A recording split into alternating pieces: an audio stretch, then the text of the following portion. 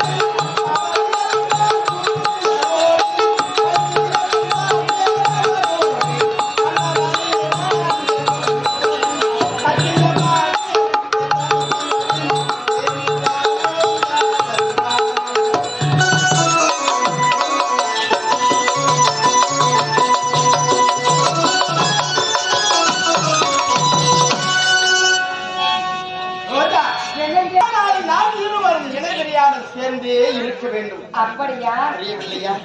என்னை விட்டு நீ தெரியவே கூடாது. உன்னை விட்டு போவே அப்படியா? ஆமா ரோஜா, என்னுடைய இதயத்திலே சுமந்து கொண்டு பன்னெண்டு முத்துவோ உன்னை வளவர வேலையிலே பாலவரத்து சோழக்குழில் எனக்கு சொர்க்க வழி காட்டுறாய். கரம் பார்த்தா உன் மீது அன்பு வச்சு தவறாக எண்ணியே கொண்டு கொண்டாய். உன்னை கரப்பத்து வாழ வேண்டும் என்று காத்துக் கொண்டிருக்கிறேன். அருகே வரக்கூடா அன்பு ஆறுயிரை என்று அத்தான் என்று சொல்லலாம். என்னை அழைத்து ஒரு மாமா இருந்தாலும் உங்களை பார்க்கும்போது என் மனசு எப்படி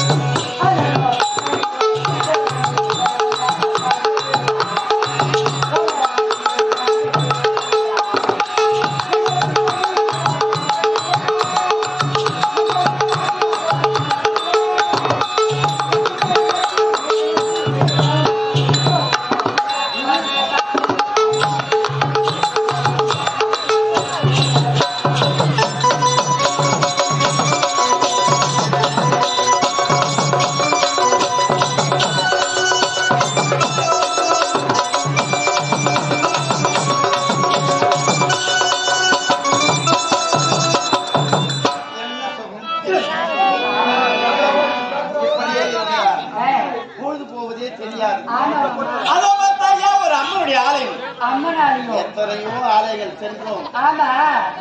ஆலயத்துக்கு சென்றதும் அம்மனை விதவிதமாக தரிசனம் செய்தோம். இதோ தெரிகிறது, இந்த ஆலயத்திற்குள்ளே சென்று பார்ப்போம். இந்த அம்மனுடைய பெயர் என்ன, எப்படி இருக்காங்க என்பதை சென்று பார்க்கலாம்.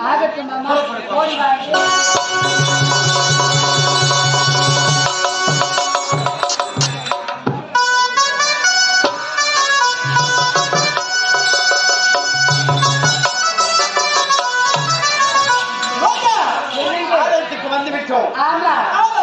அம்மன்